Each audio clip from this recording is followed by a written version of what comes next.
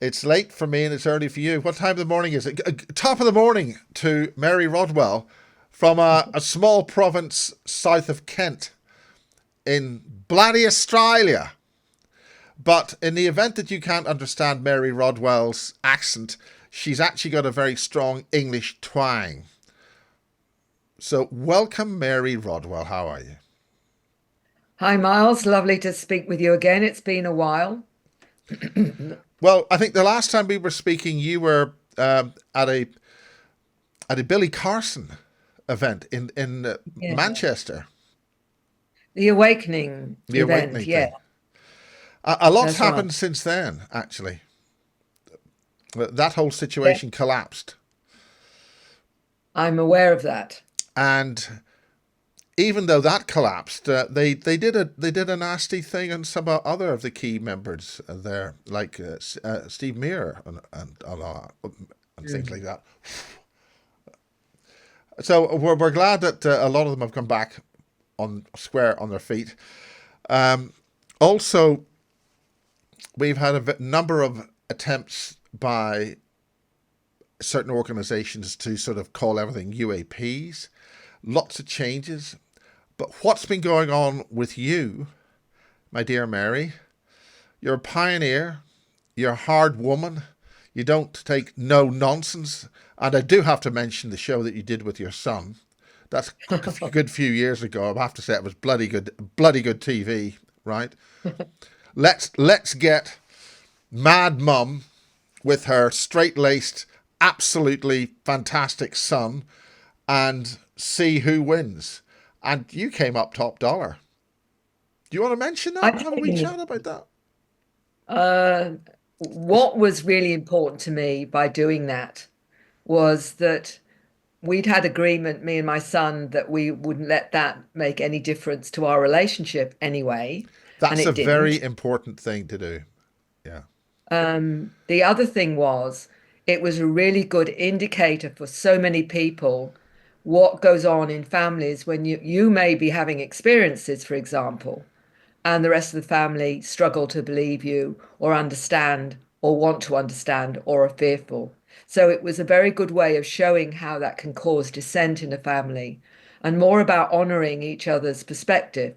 So I think that that came over, I think, pretty well. And you actually had a discussion with it. Was it in Oxford University? Was that? Well, the one in There's Oxford the was, actual one you had, and then they had a TV set up of the same thing, sort of, didn't they? no, that was a Charlie Lineweaver, who was an astrophysicist at Canberra University, was different to when I did the Oxford one, which was in 2006. Oh, So it right. was a kind of meant to be a similar kind of scenario, except for I had 8 minutes instead of half an hour, which I did in Oxford, to put forward my argument. And the 8 minutes was spent with Charlie Lineweaver thinking it was all a big joke. He didn't take it seriously, whereas at least in Oxford, the astrophysicists there took it seriously and did a sensible understanding of from his perspective. In Whereas other words, Charlie, it was a sensible debate about a point, and not just silly. I'm that's right. slagging you off because It you're. was treated, yeah, it was treated with respect. Whereas the Canberra one, the guy thought it was a big joke and really made it a big joke with the audience who were mostly his students. So it was the setup really wasn't Are you conducive. suggesting that a media organization for the purposes of television would maybe set up an interviewee for the purposes of making a bloody fool out of them? Are No, you I suggesting don't, that? no. Mary Rodwell, are you Oh, suggesting that that sort of thing would be done by the media oh, to witnesses? I think it I'm going to can hide be. now. No, Miles, it can be. But honestly believe that they thought he was going to treat it seriously. And in fact, the producer said to me he was disgusted with the way I'd been treated, and he was going to make sure that was part of what people saw was the ridicule. He made sure of that. So he was very much on my side, actually. And I know he was because he also knew my son quite well. And I don't think he would have done anything that would have made his son's mother look, ridiculous. I don't think he expected that. And he was actually quite angry about the way that Charlie Lineweaver behaved. Do you know, I so want a UFO to land on that bloke's head at some point and abduct him and take him to some faraway planet. But it may happen down the track with any Yeah, but luck. but why do that to the aliens, Mary? I mean, God, they come all this distance and Oh then yeah, okay. yeah. Okay, you meant that was around about 2008, was it? 2010, and it was shown on SBS here at least twice a year for about 5 years. Well, So, which is interesting. The first time it was shown, they were inundated with calls, and they had about 1,000 people contact them about their experiences and what have you. So it had a really big response, and it's still helping people now because they're seeing it in other countries. I think it's been dubbed in German and a few other countries as well. oh my God, Mary Rodwell, hearing you speak in German, practically, that would be Yeah. pretty powerful. Well, a little bit of that's happened with myself. I mean, we had this Confessions of an Alien Abductee around about 2011, going into 2012. That was a major show, and they that was switched at the very last minute to ridicule the whole thing. And Nick Pope, we were absolutely determined Nick Pope wasn't going to be on the show, and they put him in. They didn't even ask him. They just, and he, they said we'll put something in from a clip from some other show.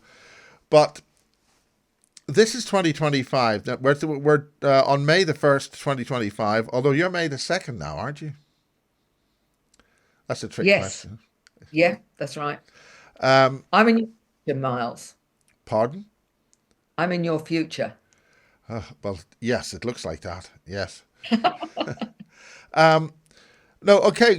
Serious case in point. We've had two programs made around about that time. There was a second program that I was brought in. It's called the Great UFO Conspiracy, and that was done by the same basic channel, Channel 4, although a completely different production company. That was about 2 years after that, and that's the one involved the late Max Spears, who of course was assassinated.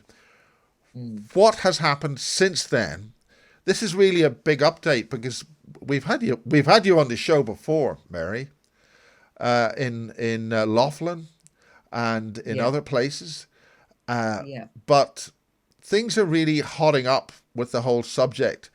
What's happening with you then and now?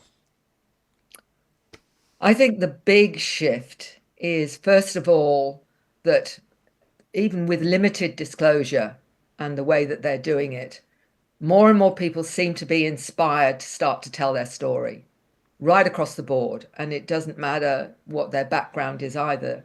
People are saying, I feel impelled now to start speaking about my experiences and what have you. And I never felt I should before that there was something, a kind of energy or a push to start sharing their story. And I'm talking about, incredible backgrounds in some of the cases, very, very respectable, very academic. Not to say that those coming from everyday souls aren't respectable as well. It just depends on what What, people value well, I or mean, we all know appreciate. what happened to John Mack. So to have high levels of academia, or that's even Yeah. more important. Well, that's been really part of the whole push in terms of what to me has been quite outstanding.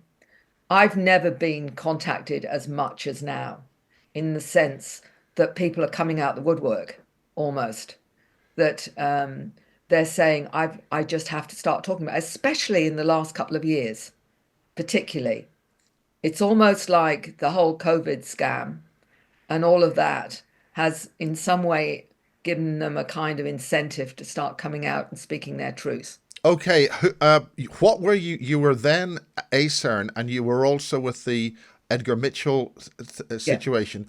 What's happening? What are you now, and what's happened with all that? And just take it away, Mary. Well, the Dr. Edgar Mitchell Free Foundation, as you know, was formed by myself, Ray Hernandez, the lawyer, Dr. Rudy Shield, and Dr. Edgar Mitchell, and we did the surveys. Beyond UFOs is the book that has all the surveys in it and all the information. Since then, there's been another 4 books from Ray Hernandez. including his own personal journey. And there's going to be a documentary about his journey, and all the different academics he's spoken to, those on consciousness and what have you, will be in that film, One Man's Journey, which is going to come out very shortly. Where does it come He's out? How do people see it? I think there's a trailer already out. The actual film documentary will be out, I think, in the next month or two.